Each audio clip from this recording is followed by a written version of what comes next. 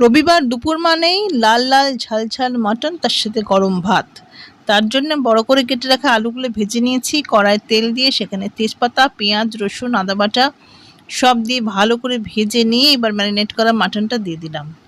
দিয়ে সেটাকে নাড়াচাড়া করে বেশ কিছু মশলা এখানে অ্যাড করতে হবে। একটু লাল লঙ্কার গুঁড়ো, গরম মশলা, জিরে গুঁড়ো, নুন পরিমাণ মতো, চিনি একটু দিয়ে কষিয়ে নিলাম। দেখো ঢাকা দিয়ে কষানোর পরে তেলটা ছেড়ে দিয়েছে। এই পর্যায়ে এটাকে কুকারে ট্রান্সফার করে দেবো।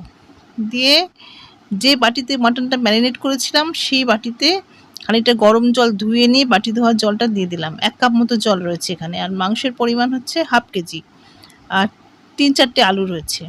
এবার 2টো সিটি দিয়ে দিয়েছি। তারপরে ঢাকনা খুলে এবার আলুগুলো অ্যাড করে দিলাম, দিয়ে আরও একটা সিটি। তারপরে সিটি খুললেই আহা হা হা হা, এ তো স্বর্গ!